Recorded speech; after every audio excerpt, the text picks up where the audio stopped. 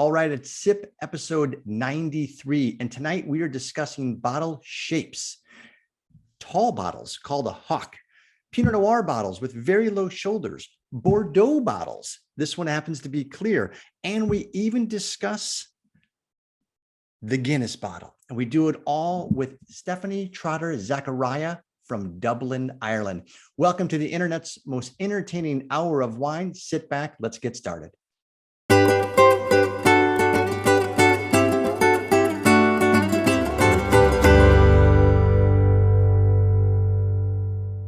Ladies and gentlemen, my name is Martin Cody, or MC. Actually, MC is for Martin Cody, not EMCE.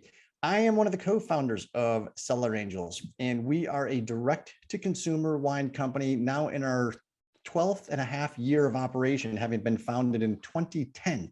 And our mission is to bring you some of the greatest wine producers and let you get up close and personal and taste their wines in Napa and Sonoma. And tonight is no exception. Now, many of you know Stephanie. Many of you bought a sip kit. Many of you are drinking her wine. Some of you might be new and you're thinking, how the heck did they get their wine ahead of the broadcast? Quite simple. They went to the Cellar Angels website. And on the Cellar Angels website, you will see the sip kit. In the sip kit, yes, Mission Control is looking at me. Are you trying to share? No, Mission Control is in my ear yelling. In the sip kit, you will see there are 4 or 5 wines that are available for purchase. They represent the wines for the next 4 episodes. So when you go to the Cellar Angels website, of which I will show you right now, boom, we're on the shop wine section. Here's the sip kit. We are tasting Stephanie's wine tonight, which we are going to get in-depth details on. But here you have 5 bottles of wine because, knock, knock, knock, we've got a treat coming up in 2 weeks, what it's referred to as a Scotland, because we're going to be opening up 2 bottles, just like Scotland does on most school nights. And I'm not certain Scotland's on, so we can say that. One sipster pointed out that we seem to do a lot of the Goldschmidt wines that are Scotland's, and that's accidental. So we apologize for that. But this is where you get the sip kit. So grab one of those, you get 4 or 5 bottles of wine, you're set for the next 4 Fridays, and it's that easy. Then you can taste the wines and decide, oh, I'm going to go back and revisit that one and buy more wines. And that's exactly what it's all about. Because you, my friends, are the angels. You are the heroes. Cellar Angels is all about providing hope, not hype. So there's not a lot of texting going on. We don't bombard you with messaging or anything like that. It's just 12 years now, some of the best winemakers, some of the best fruit, some of the best wines, and the greatest people in all of wine country. And I have the honor and privilege of sharing one of those people with you this evening. Ladies and gentlemen, give it up at 1 o'clock in the morning to Stephanie Trotter-Zacharia in Dublin, Ireland. Thank you, Stephanie. Woo! So fun to be here. This is insane that you are in Dublin and trying to come back from a cruise, if I understand correctly, and had a positive test early last week, phoned us or emailed us and said, we have a small issue. Houston, we have a problem. And so what has transpired since then, other than you getting to know Dublin really well? Yeah. Well, a few stories have happened. So a few people left the ship and tested positive in neighboring towns. Like they went on to do other things. So I don't know if it all happened or when, but each country handles COVID positive cases differently. And in Ireland, they don't care. They're 95% vaccinated. So it's not a threat or an issue to their population, and they're not concerned. So that's been absolutely lovely for me, because my husband and I are both triple vaxxed and tested positive for our return flight, which is a requirement 24 hours before you come back into the US. Interesting. Yeah, so here we are. So we're just running around Dublin till our tests are negative, which they are now. I think we tested this morning and we'll test again tomorrow. And then we'll be able to get on our plane on Wednesday. Well, thank you so much for doing it from your hotel room in Dublin, and hopefully your neighbors don't mind.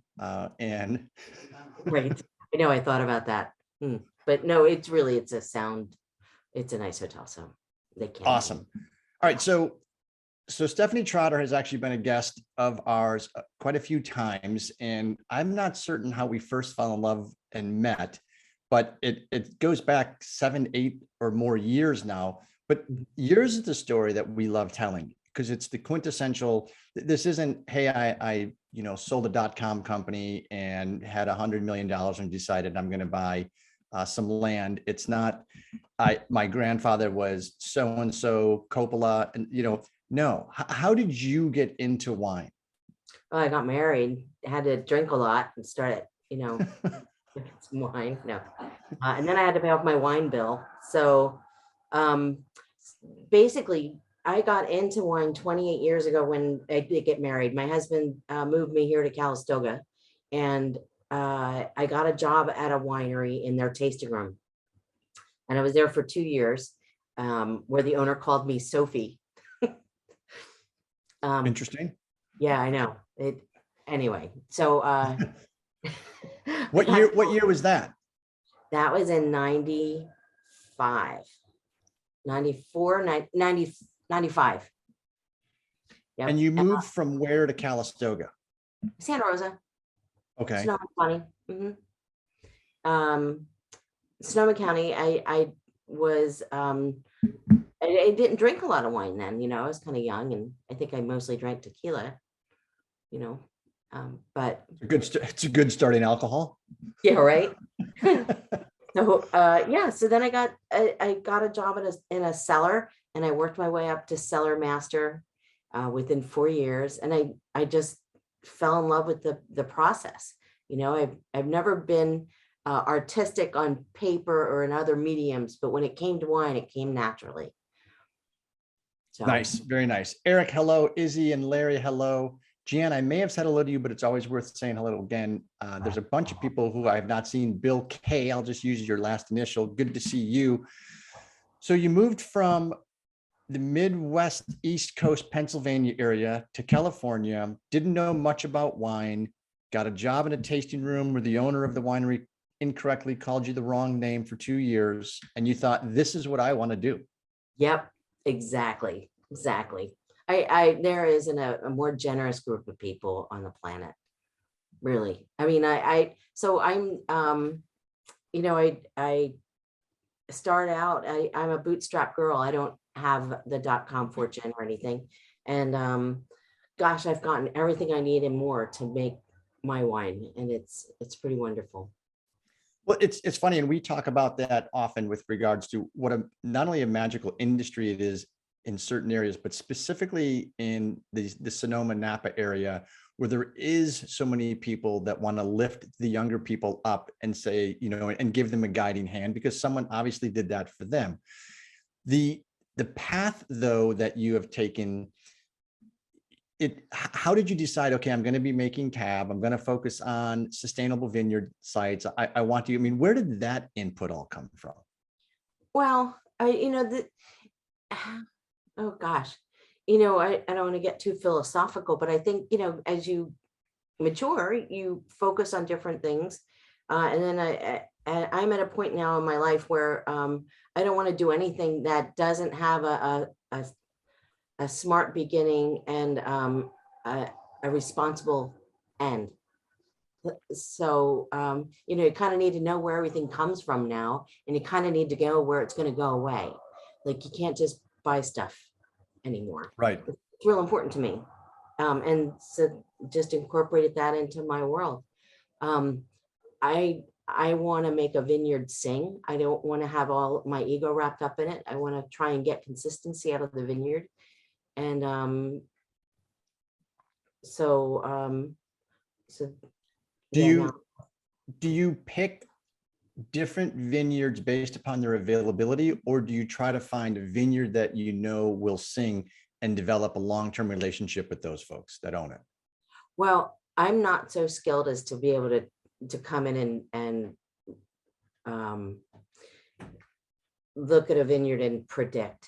I just kind of come in and look for the health of it, and then I just work with what's there, and I talk to the best vineyard people. What?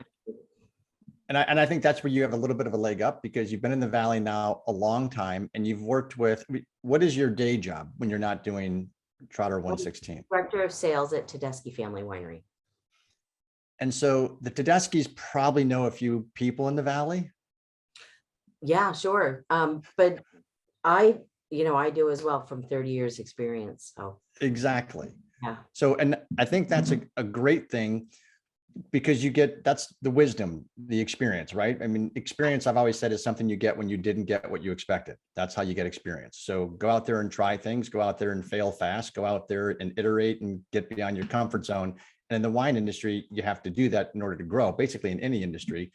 But I'm still fascinated where the desire to work with these small, because your vineyard sites are off the beaten path for the most part. They're privately owned, so they're not big commercial farms. They don't see tractors. They're all hand tended and organic. Although we don't follow the paper trail to have that on the label, which is fine because I'm committed to it and I don't need to, I can tell you that I do it. So, Right. but yeah, so I seek out these tiny little vineyards. For me, I don't want more. I don't want to bite off more than I can chew. I am enjoying what I do. I work at the Tedeschi's during the week and then I make my wine on the side and I get to be focused and passionate and I know it all gets sold. So it's not, I'm not making more than I need. So the little vineyards are perfect for me. Just 50 cases of each vintage is what I ask.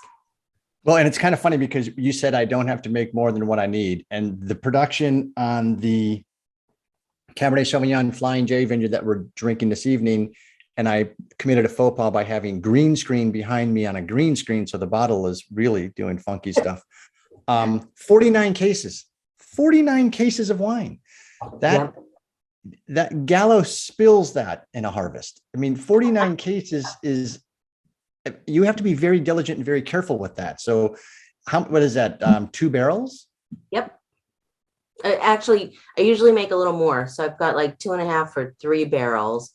And then I use the 1 barrel for like topping and to keep the hoses full, things like that. Interesting. And anybody inspire you to make wine other than what you've shared so far? I mean, you moved to Santa Rosa, then you moved to Calistoga. Were there any mentors? Oh, absolutely. There's a man by the name of Alan Price, and he was the winemaker at Casa Nuestra, where I was for an apprentice winemaker for 10 years. And he's 4th generation Napa Valley. He has wine in his veins. He can look at a cluster of grapes and give me a whole bio of a vineyard from the grapes. He's just brilliant. And Alan said, you really should be doing this on your own. You don't have to be an apprentice or an assistant winemaker. You really should just make some wine. And I worked at a little winery that he introduced me to called David Fulton. And they had this little Cabernet vineyard. It was a Petite Syrah house. So they made pretty much just Petite Syrah and sold the Cabernet vineyard. And they knew I wanted to start making my own. And they let me work with that vineyard. Wow, impressive. And so he basically kicked you out of the nest and forced you to go make your own wine. Yes, he did. But he didn't let me fall. He hung in there with me for sure. Very nice. Hello, Doug R. Good to see you. And so where does the name Trotter 116 hail from? Well, maiden name is Trotter, and I'm one of 16 kids. Yeah, right when you're sipping. Same mom and dad. That's the next question. That is the next question. Same mom and dad. So it's the Brady Bunch times 2.5. I mean, it's insane. Two and 3/4, 16. So what are the age spans? My eldest brother is 79 and my youngest is 54. Wow, that was rapid fire. That's quick. And being in Ireland, there might be a few twins in the Trotter family. No Irish twins? No, not even Irish twins. Wow, I'm shocked, speechless, which is hard to do for me. All right, well, this is the SIP educational series. So you and I are going to talk about bottle sizes, and we're going to be talking about bottle shapes. And I think one of the first and foremost regions people get exposed to is Bordeaux. And there's actually a Bordeaux bottle. And your bottle of wine, as a matter of fact, is in a Bordeaux bottle. It can be white or green. And I have a white Bordeaux bottle. Now, I'd be curious as to what are the hallmarks of a Bordeaux bottle? Well, the high shoulders, first of all. So I have a Bordeaux bottle here. So the high Perfect. shoulders are perfect because Bordeaux wines are generally cellar worthy, age worthy. And they're gonna, over time, throw more sediment. Tartrates are gonna fall out. And I think that the high shoulder is to help catch some of that sediment a little for you. So When you're pouring. And it's here, it's actually, or in France, it's actually regulated. They're regulated as to which bottle shape they use by region, whereas in the United States, we're not. Interesting. And so color of bottle, most bottles are green, most of the Sauv Blancs, a lot of the Chards are clear. And what does the color of the bottle have to do with anything? Well, light is the number one detriment to aging wine, so we put it in colored glass. And there's classic colors for styles, different styles of wine. That kind of brownish is called antique green, actually, and that's typical. I don't know if you can see the color of this. This is dead leaf green, so it's kind of a brighter green. I find champagne bottles are in this color a lot. Right. I do have a Yeah. sparkling wine in that color, I think. Yeah, exactly. Well, it's kind of hard to see the bottle when it's full for the color. We can remedy that. Sure, you could. All right. And then Jim B, and the B is for Bocce. Jim Bocce got this week's trivia question correct and beat Julie. Is Julie on? Beat Julie by 1 minute. So I'm not certain how Jim, I think he might have a setting. 1 point. It was like 1.5 minutes. 1.5 minutes. Jim had the correct answer, and then bam, the second correct answer. So this bottle, we talked about it in the trivia question. This is a Hock wine bottle. And why is it a Hock wine bottle? Do you know, Stephanie? No. All right. No, it's okay. And by the way, this bottle, the Hock bottle, has no punt. Now that's also interesting. What is the punt for? You can see it certainly on the champagne bottle. It's huge. Right. So, well, champagne, you need a bigger punt because they riddle that in the bottle. So the bottle has to be turned at the end, like this. Yep. But for other wines, I think that just over time, the punt makes the bottle stronger for transport. Just gives it strength. And I think that's where the glass blowers kind of needed to end the job when they started making glass bottles. So. And now I have a Pinot Noir bottle, unlike the Bordeaux bottle, has very low, if not any shoulders. Like my brother Colin, very poor shoulder definition. So he's not on. I told him to come on, but he's not on, so I can make fun of him. Oh, good for you. Yeah, sloping shoulder. So Pinot Noirs, Chardonnays are from the Burgundy region, and this shape bottle is called a Burgundy bottle. So. And why are the shoulders sloped? Well, I just you don't age them as long, so I don't think they're going to throw as much sediment. And I think they just want to be. Yep, there you go. Yeah, they want it to be different than each other. And like I said, again, it's regulated here, so they have to use that bottle shape from their region. And, you know, as a consumer here in France, if you see the shape of the bottle but can't read the label, you can count on the wines being stylistically consistent from region to region, you know, because the grapes are regulated. And so is the bottle shape. So when you so you can, right. So you don't even have to be able to read the label. If you are looking at a Bordeaux bottle shape with high shoulders, you know that it's going to be a Bordeaux bottle, a blend of the five Bordeaux varietals. And you're all And- like, Yep. And same with Burgundy bottle or Pinot Noir bottle, you know that it's going to be varietal specific. So it's going to be Pinot Noir right, if it's in French. if it's in We're French. not regulated like that in the US. Okay. And so now I have a Bordeaux bottle here from Nick Goldschmidt that weighs about 3 times as much as the regular Bordeaux bottle, a 750 ml. And why do some winemakers make it so heavy? What's is there a winemaking trait or attribute that they're after, or is it testosterone? It could be testosterone. Wine is liquid art, and they're opting for that big frame, around the painting kind of thing. There's no purpose to it. I mean, maybe it'll be stronger, longer lasting in a cellar. I don't know how much longer they would want it to last than a regular 750.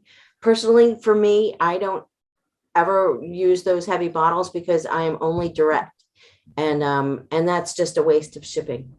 It's just not environmentally responsible to ship all that extra weight.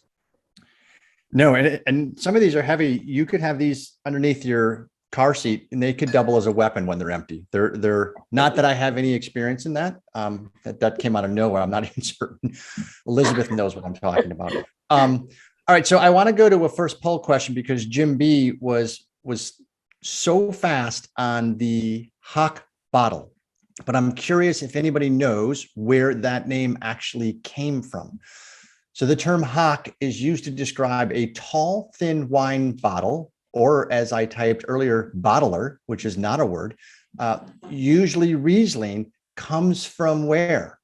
Austria, the United Kingdom, Germany, Czech Republic, or Chechnya. And by the way, put your phones down, people. This is Cellar Angels. This isn't, some little fly-by-night operation. I'm going to give everyone 5, 4, 3, 2, 1. Any guesses, Stephanie? Germany. You would think it would come from Germany. It's actually a phrase originated by the United Kingdom. Wow. So All right. the Brits decided to call white wine from Germany, typically Riesling with a hint of sweetness, a Hock wine, and hence the name of the bottle became a Hock bottle. Wow. All right. Pretty cool. Very cool. Look at Brent. Brent, spot on. The wine comes from Germany, but the Brits call it Hock. Crazy. Yep. I didn't And share the those- results today. Or did you and stop those- sharing? Okay, that's great. Most Mission Hock control. bottles will have a punt of some. They don't- Interesting. Yeah. Or it's just a quality thing. All right, next question. This is really extra credit because you have to be a long time Cellar Angel lover and follower to be able to get deep into the weeds with this next question. During the harvest of 2021, Stephanie did what for Cellar Angels Faithful while filming a video? She climbed a ladder to show grapes dumped in a hopper. She slammed a beer on the crush pad to launch harvest, poured a bottle of white Zin down the outdoor drain to cleanse the area, raked 1.4 tons of Cabernet into the hopper for filming. Ooh, what did I do? Notice Stephanie's thinking to herself, she goes, all 4 of those are good possibilities. Yeah. 2021, that was so long ago. It was 7 months ago. Oh my God. Okay, 5, 4, 3, 2, 1. All right. 13 people said climbed a ladder to show grapes dumped into a hopper, and they are correct. Pretty impressive.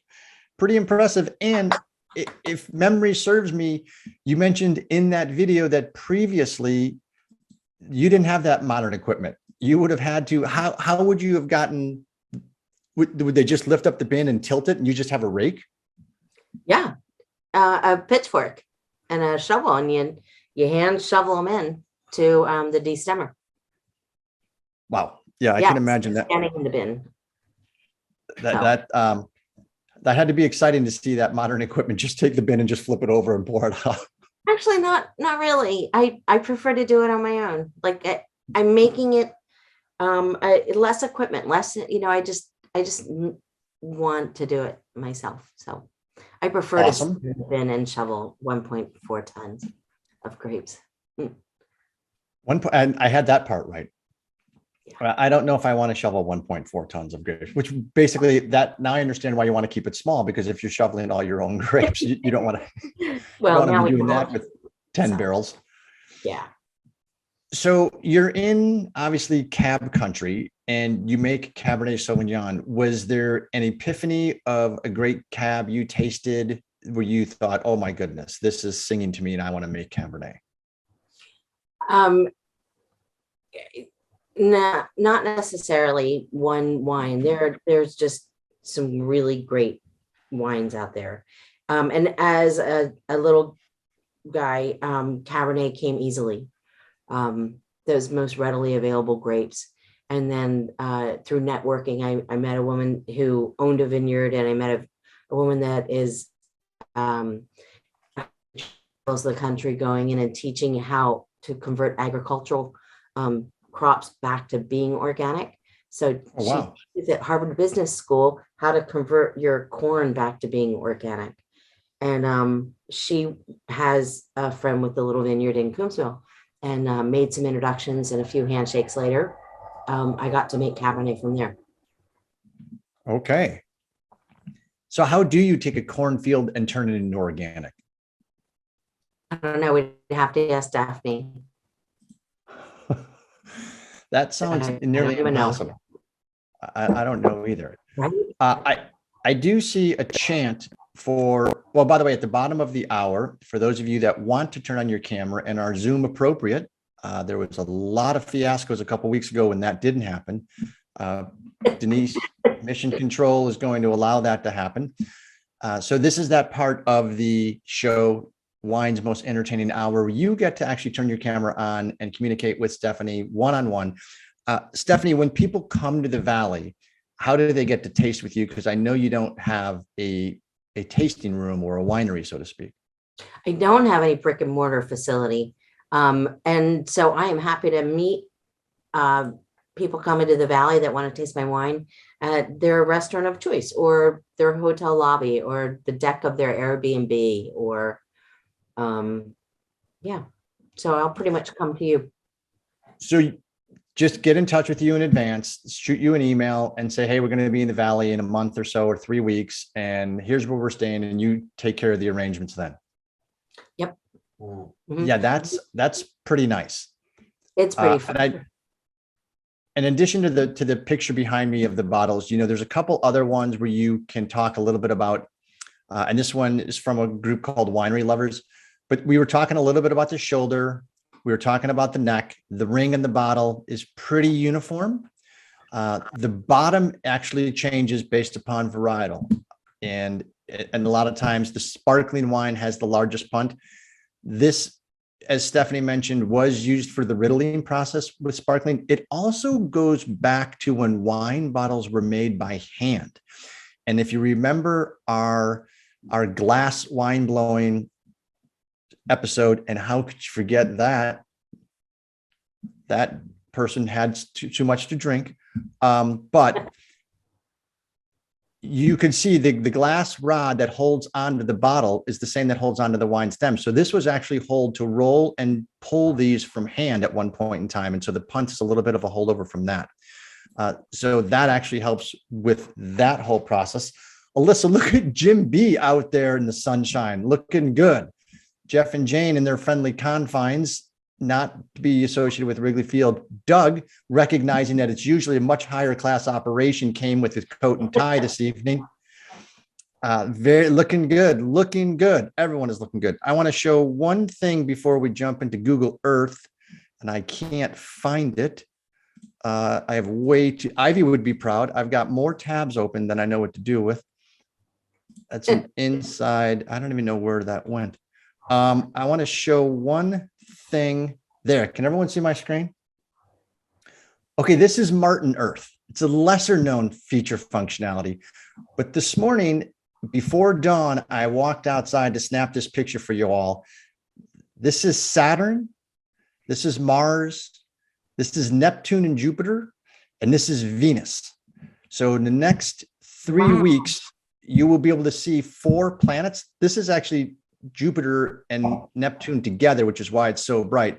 But it's fascinating that all 4 planets are now visible with the naked eye. So if you have a chance and have a clear night to look in the southeastern sky before dawn, that's what you're going to see. Pretty spectacular. Now on to Google Earth, which I know Jeff wanted to see. And let me make certain that's still open. Great. This is going off outstanding. How fun to see. It's like our first episode. Nice. Not many people recognize this is episode 93. It's like, are these guys, have they ever done this before? Oh, stop. All right. So episode 93, we got started because we really were sick and tired after we owned a bricks and mortar wine store that the small individual limited production wineries were not represented. And when you make 49 cases, unless 5 of the most famous wine critics in the world are going to give Stephanie 95 and above, and some of them have, very few distributors are going to carry her wines, which is a crime because as we found out a couple of weeks ago, there are 1,700 wineries that are licensed in Napa Valley alone, and only about 300 of them have national distribution. So that's a whole playground for us to go explore in Napa alone, let alone Napa and Sonoma. And most of those that are not nationally distributed produce under 5,000 cases. Many of them are under 1,000 cases. So we focus on that region. And it's a very, very special region, as Stephanie indicated. So here is the wine region that we know, and that is our playground, and that we will be in come July. So we have Napa County and we have Sonoma County. And one of the great things about this, and Stephanie is actually currently sitting on a river, but it's one of the things that makes Dublin so magical is the river that runs right through the city. It's not too different in wine country because you have the Russian River over here. You've got the Napa River over here. You've got all sorts of bodies of water that influence the climate. They influence the microclimate. They influence geology. They influence the soil structure. And all of that contributes to imparting some attributes into the wine that make it very, very special. Now, we talk often that this is a Mediterranean climate, and there's only 3% of the world on the globe that actually has this climate. So it's a pretty unique place. Equally unique is in the city of Napa, just outside of Napa is an area called Coombsville. And Stephanie, why do you want to source wine from Coombsville? Well, I source the grapes from Coombsville. I'm sorry, source the grapes. That's all right. It's the 16th sub-AVA of Napa. And well, you know, each appellation in Napa Valley has its own qualities or its own, you know, its own terroir that influence its wine. And Coombsville has this beautiful red ribbon of clay running through it that, I don't know, some people maybe have heard the term Rutherford dust. It has its own taste, its own flavor, and well, I enjoy it. I like it. Well, what I love about Coombsville, in addition to that elegant texture that is associated with Coombsville, was that there were quite a few very prolific, well-known wineries that were sourcing grapes from Coombsville for decades, and they weren't telling anybody, and they weren't putting it on the label. And then finally, the growers that they were getting the grapes from decided, you know what, we can make pretty darn good wine here. You're talking about the Schraders, you're talking about quite a few other people that make unbelievable wine, and you source your wine or your grapes from this tiny, we talk about, and here you can see we're just outside of Napa. So this is the vineyard that Stephanie sources the wines from. We're on top of this hill. And as we get a little closer, that's pretty fun. So here you're one street out of downtown Napa, and this is a person's yard. Yep, it is. How did you meet them? Well, I met them through their vineyard manager. The vineyard was planted by Ed and Shirley, gosh, back in the early, maybe the late, early 2000s, I think. And Ed just wanted to make wine. He wanted to do that on his own. And he ended up having to sell the vineyard. And there it is, just producing grapes. And the vineyard manager was running it. And he made the introductions. And the new owners are Jay and Judy. And he was a pilot and she was a flight attendant. And they met and fell in love. And this is their dream home. And so the name of the vineyard is now the Flying Jays, named for them. Awesome. Yep. And so when you walked this vineyard for the first time and learned a little bit about their story, how do you make the decision that, yeah, I'd like to source fruit from you?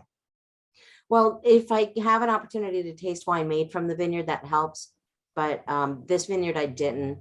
And I just kind of had to base the judgment on the health of the vineyard, you know, how well it was maintained. I know their vineyard manager, Francisco Pina, and Oh, okay. Yep.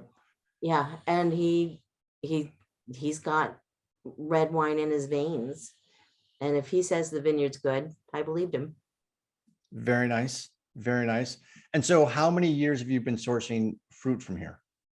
2015 was my first vintage from there. So I just picked 2021. And so we're drinking the 17. And Yep. those of you that are fortunate or don't have it, there's still a small amount left on the website, but walk us through kind of the tasting notes of the 17, if you remember. Oh my gosh, I don't, and I don't even have the notes with me. I didn't expect to be here. That's okay. Mission Control is going to, if I'm hearing correctly, she's going to post them in the chat. So we talk stylistically a lot about, you mentioned Rutherford dust. You mentioned, and as did I, the fingerprint and nuance that Coombsville puts on it, but yet also you have a vineyard site, but then you also have so many other decisions that you have to make, not the least of which is barrel selection. So how do you determine, okay, I don't want the fruit, I want the fruit to shine. I don't want the barrels to be the focus. How do you balance that? Well, that's a really great question. So I often describe it that the grapes are going to be the meat of my dish, and then I want to use barrels as a spice rack. Right. And it's, you know, the different oak flavors, from different countries, you can kind of think of it like a barbecue sauce, you know, like Tennessee or a Louisiana barbecue is going to be entirely different than a Kansas City barbecue, right? And those are the different spice racks that the barrels have to offer. So far I've been using only French oak quintessence of that particular forest, and I love the spices that I get from that. They're subtle and sophisticated. And I want it to be a seasoning, not a main flavor component of the dish. So I generally go 50% brand new barrel and 50% neutral or older barrels. And then I integrate them throughout the aging period, you know, kind of amalgamating the oak flavors into the wine through racking. And when you say 50% new, 50% older, is it 1 year? Is it, you know, twice used, 3 times used? How is it? Well, three times used. Anything past 4 years old, 4 or 5 years old is considered neutral and Okay. not going to offer a lot of flavor. And so for me, I'm only using 2 barrels really. So one will be brand new and the other one will be neutral. And is there any of the Benz blend that has come off the Flying J vineyard? Yeah. Well, so the first Ben's blend was a blend of vintages from the Oak Canyon Ranch, but the current 2018 Ben's blend has a blue painting on the label, and that's actually a blend of both vineyards. So I blended a barrel of the Flying J and a barrel of the Oak Canyon Ranch. Just for fun? Just for fun. And it's kind of cool because one has French oak and the other has American. So it's a Interesting. Yeah. And what about the flavor profile between those two? Well, I think that you would have to taste them side by side to come up with the things that you're going to get out of it. I mean, I'm not putting anything in there other than fermented grapes. So if you're going to take allspice or cinnamon or cola spices, that's going to be up to you. I like it. Lori P, I see you, and I would know how to pronounce your name, but I'm forbidden from saying last names. So forgive me.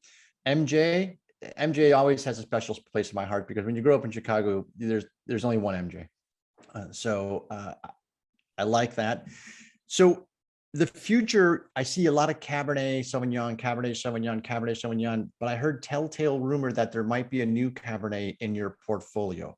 Please Yeah. go on. What do you Oh, got? so excited. So when I started making wine as an apprentice winemaker, I was at a little winery in St. Helena that had this great old Cabernet Franc vineyard. And I fell in love with Cabernet Franc. And I don't see a lot of them out there, and I don't see them done all that. I'm not in love with a lot of them. But this year I was introduced to a tiny little vineyard out in Pope Valley, which is still in Napa County. And I was able to get enough grapes from this little vineyard to make 1 barrel of Cabernet Franc. Wow. And for those of you that remember Guderian and their Chenin Blanc, that comes from Pope Valley. So it's kind of this, it's what's old is new again, because Pope Valley's been around a long time, was producing some just spectacular wines and was a great grape source for a lot of wineries. And it's on the other side of Howell Mountain. You've got to drive a little bit of ways, but it is amazing. So you found a Cab Franc vineyard out there and said, I am making a Cab Franc. Now, I'm going to agree with you again, because there are a lot of questionable, might be strong, but it seems that some of the Cab Franc that's out there is either picked too early, very vegetal, and not as expressive as that varietal can be. So what is the Cab Franc that you're after, and how did you find out about this vineyard in Pope Valley? I learned about it through a winemaker friend who had worked with the vineyard before, and I got to try his wine from it, and that was outstanding. So, and then I'm playing with a different French barrel that offers a little bit of other seasonings, other flavors. And it's a Duro barrel, which is new to me. Yeah, so I was able to go out and pick it last year, which is a crazy drive. You know, normally my vineyards, people can come and help me pick. And I let wine club members and friends come and join the fun. But that one, boy, I couldn't get anybody to go out and pick. I actually had to people. It was like a 2-hour drive all through the hills. And these barrels that you're using, you also have an aging process. How long do you age them for? About 3 years, 30 months, 30, well, two And and a half. why is 29, 30 months the sweet spot? Well, I think that I get the flavor profiles I want from the oak. And that's when I can get the bottling truck. The logistic, you know, I just coattail on another winery's bottling day since I'm so little. So if you couldn't get the truck, it might be 36 months, or if the truck is coming early, it's 24 months of aging. Exactly. Well, I wouldn't go in at 24. I would figure it out. I'd figure out somewhere else to get it, or somehow else to get it in the bottle. But and you know, I was thinking back to when we were talking about bottle sizes, and you have the various Bordeaux, Burgundy, the Hock bottles. How do the portable bottling lines, when they come to a location to bottle, how do they account for those? oh gosh, it's a full-on Laverne and Shirley setup on the back of these trucks. They're $1 million pieces of equipment, and it can accommodate all of that. It's high tech. You can apply the labels and put the corks in, and they do it all. It's great. Half our audience is now Googling Laverne and Shirley. So that's fine. Right. The good half is not. And this bottling line, how do you account for this bottle in Dublin? Is this a punt? I can't see it. Oh my gosh, you're so funny. That's yeah, Well, we say it takes a lot of beer to make great wine. Nice. Did you now, since you have been marooned in Dublin, did you happen to partake of the St. James Gate Brewery? I sure did. It was fabulous, really impressive. And it has a lot in common with wine, especially the way they started, their passion, the water, where it's grown, where the hops are grown are really critical. And same with your wines, where they're grown is really important. And they take their Scotch whiskey a little serious as well. And that also is, I mean, that's why I think they've got a 95%, vaccination rate, because most people are like, hey, if the Guinness doesn't kill it, the Jameson will. So I'm fine walking around Ireland. Yeah, right. Yes. Yes. So we've got Cabernet Sauvignon and Cab Franc. What is in the future as it relates to production size? The 2017 is 49 cases. I can't imagine the Cab Franc is going to be much larger. The Cab Franc is actually smaller. I only made 1 barrel this year. The vineyard was not as generous as we'd hoped. It was dry farmed, and that vineyard had seen up close and personal the fires of 2020. So it was struggling to come back this year, or in 2021. So yeah, not very much at all. Keeping it little. I get to sell all my wine personally. I'm not trying to tell you what it is from a store shelf. And in fact, Cellar Angels are the only company I work with that also makes my product available. Like I have no interest in being in retail stores or restaurants. I don't need it to, to just be mass produced. So I'm enjoying making just these small productions and introducing them myself. Any white wine in your future? I made Verdelho one year.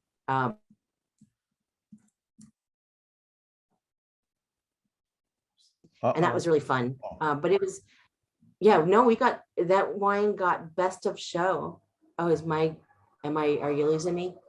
No, that's great. I actually thought you recorded a movie, best of show, but that's.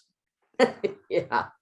That was great. And then I make rosé when the fires demand it. So like if I can't get in and my Cabernet vineyard is fabulous, then I'll make a rosé, and that's even better. So you have a 2020 rosé of Cab? I did. It was ash kick and rosé. Yep. And when you say you did, I'm guessing past tense. Yeah. Oh yeah. It's sold out. Wow, that's outstanding. I made about 60 cases. So. Oh, well, that's a fair amount. That's pretty good. Yeah, it's the only thing I could do in 2020 because the fires. So enough smoke come through that I didn't want to soak it on the skins to make Cab. But if I pressed it right away, I could get good juice. Well, there are a couple folks on this evening that I know have tasted with you. So your word is good. You will come to restaurants. You will come to hotel lobbies and hang out and bring bottles of wine. I'm going to actually, unless there's any essay questions for Stephanie, or if anybody wants to hop on their mic and ask Stephanie a question personally, I see Doug typing. And Stephanie has a long commute from Sonoma County, so she's a great source for both counties, restaurants, etc. So that is absolutely true. She is a wealth of knowledge on both counties. But we, because we're all angels and we're all good to one another, are going to be kind to Stephanie, who is now close to 2 o'clock in the morning in Dublin, Ireland, and has stayed up with us valiantly. We're going to let her go a little early and get to sleep. Stephanie, we can't thank you enough for being a trooper and pushing through this. So thank you so much for all of that. Thank you for the education on the wine bottles. And we will see you stateside very soon.